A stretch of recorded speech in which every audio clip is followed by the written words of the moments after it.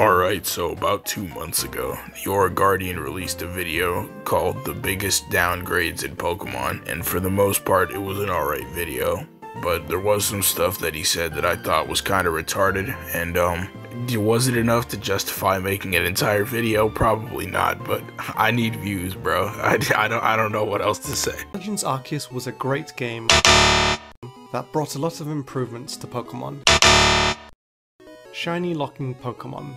Seriously, there is absolutely no reason for this. Please stop.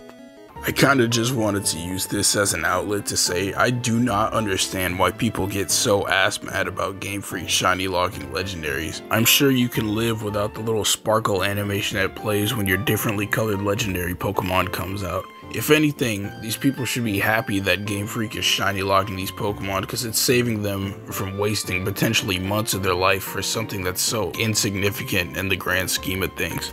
Shinies that are way too easy to get. I am all for making new shiny hunting methods, but being able to manipulate the odds to make them this high just doesn't make shiny Pokemon feel nearly as special as they once were.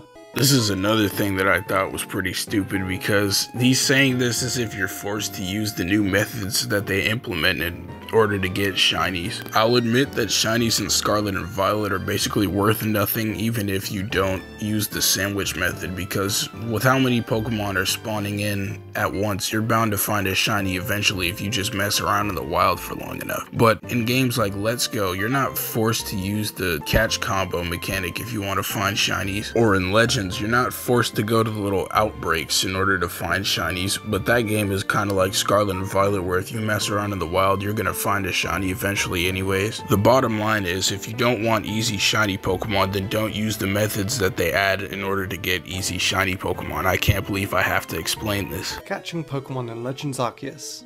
Massive improvement.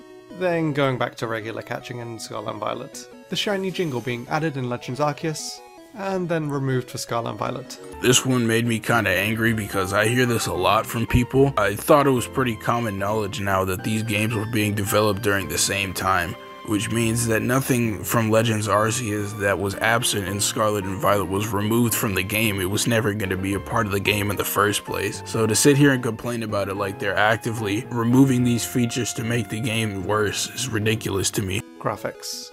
I think we can all agree the new Pokemon Snap looks much better than Scarlet and Violet. I don't think I even need to explain why this point is dumb, but I'm gonna do that anyways because I know critical thinking is not exactly a part of most Pokemon fans' skill set. Literally the entire point of Pokemon Snap is for the game to look good. Not only is this a railroad game, which means that you're gonna be going down a set path every single time that you go through a level, which means that they have a lot less stuff that they need to make look good.